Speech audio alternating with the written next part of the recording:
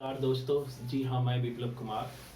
आप सभी का स्वागत है दोस्तों। आज हम बात करेंगे सफलता की और किस तरह से कठिन परिश्रम करके, हार्ड वर्क करके हम सफल हो सकते हैं। जो छात्र या छात्राएं अपनी असफलता से हार मान लेते हैं या उन्हें लगता है कि हम सफल नहीं हो सकते हैं, उन सफलता की कहानी के रूप में, उन सफलता के एक इतिहास के रूप में, एक परंपरा के रूप में आज मैं आपको नेहा जी से मिलाने जा रहा हूं, जिन्होंने कठिन परिस्थितियों का सामना करते हुए, हार्ड वर्क करते हुए जिंदगी में नौकरी तो पाई ही, साथ ही शानदार सफलता इन्होंने पीएचडी में एडमिशन लेकर के भी दिखाया है इन्होंने। तो आज हम उनकी कहानी को, नेहा जी को कहानी को उन्हीं की जुबानी सुनाने जा रहा हूँ। दोस्तों जरूर देखिए,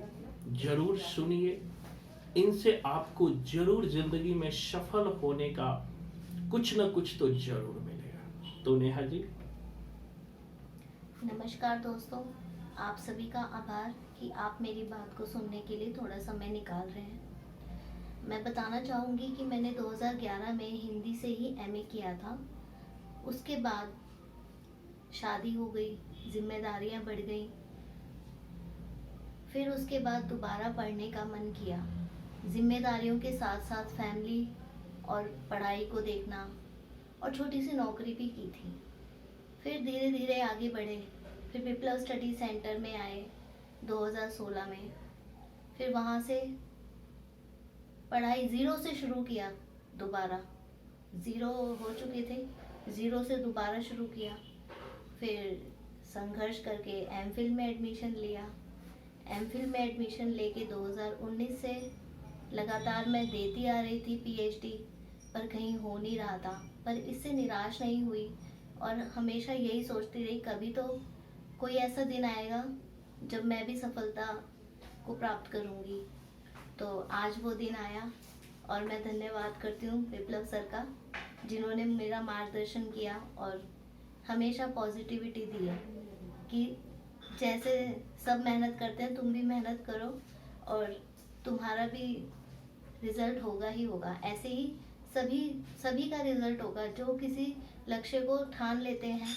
और कितनी बार रिजेक्शन जो है हमें मोटिवेट करता है, हमें हमारी कमियां बताता है। हमें अगले जब हम दोबारा उसी चीज़ को हम आगे जाएंगे तो हमें उसमें सुधार करके जाना है, तभी हम सफलता प्राप्त कर पाएंगे। और हताश बिल्कुल नहीं होना है दोस्तों, और आपको भी ऐसी ही सफलता मिलेगी जैसे मुझे मिली। धन्यवाद। नेहा जी, किसी भी छात्र को अगर वो गांव से बिलोंग करते हैं, उनको बहुत सारी समस्याओं का सामना करना पड़ता है, तो उन छात्रों के लिए आप क्या कहना चाहेंगे?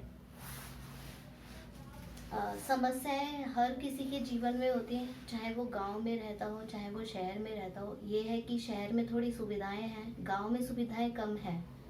पर मैं यही कहूँगी कि हर एक परेशानी के पीछे एक छोटा सा रास्ता होता है।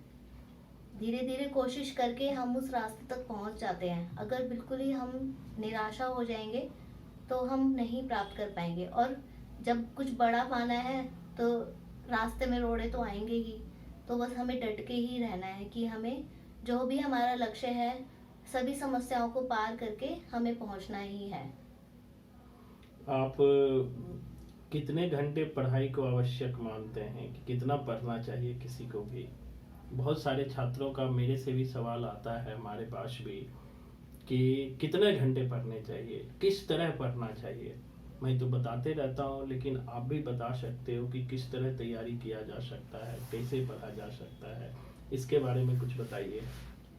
देखिए, आप जितना भी पढ़ते हैं परफेक्शन के साथ पढ़िए। मैं नौकरी में हूँ, मैं भी सुबह और शाम रात में कुछ समय निकाल के, मैं पूरा नहीं निकाल पाती, मेरी छोटी बेटी भी है तो उसको भी पढ़ाना होता है। अपने भविष्य के साथ साथ मेरी जिम्मेदारी है कि मैं उसको भी भविष्य के लिए तैयार करूं। तो उसको भी पढ़ाती हूँ, थोड़ा टाइम मैं खुद को भी देती हूँ। ज़्यादा नहीं, 1 घंटा देती हूँ रात को और 1 घंटा सुबह। और जो मैं ऑनलाइन क्लास लेती हूँ मैं उसको टाइम देती हूँ। दिन में मैं ऑफिस में होती हूँ। रास्ते में जैसे विप्लव सर ने बताया कि ईयरफोन लगा के वीडियो सुनो, या फिर रजिस्टर में मैं अपने नोट्स बना लेती हूँ डायग्राम की तरह, तो वो मुझे काफ़ी हेल्प करती है। तो आप भी ऐसे कर सकते हैं। कुछ सवाल और है जहाँ अक्सर बच्चों के दिमाग में आता है, जैसे कि हम पढ़ते हैं, मैं तो बार बार कहता हूँ कि उनको बार बार लिखो, बार बार समझो, लेकिन आपने इतनी बड़ी सफलता पाई है, तो आप अपने तरफ से बच्चों को क्या कहना चाहेंगे कि किस तरह पढ़ा जाए कि कोई भी चीज़ को याद करना हो, उन्हें समझना हो, या उन्हें अच्छे से कम एग्जाम तक तो वो चीज़ें समझ में आती रहे। आप क्या कहना चाहेंगे? वैसे तो मैं ऑनलाइन क्लास लेती हूँ और मैं देखती हूँ कि सभी स्टूडेंट्स याद करते हैं, कोडिंग भी करते हैं और उनको याद रखने की कोशिश करते हैं। बस यही है, जो भी आप कोडिंग बना रहे हो उसको किसी चीज़ से रिलेट कर दो जो आपके एकदम मन में आ जाए कि इसका तो यही होगा, तो आप पेपर तक तो क्या हमेशा ही आपको याद रहेगा। अच्छा, ये कोडिंग जो आप सुनते हैं, सर से भी सुनते हैं, कोडिंग का कितना लाभ मिलता है आपको? कोडिंग का बहुत लाभ है। जो मैंने 2016 में जो मैंने पढ़ाई की थी, तो हम ग्रुप डिस्कशन में भी पढ़ते थे, तो काफ़ी फ़ायदा होता है इसका।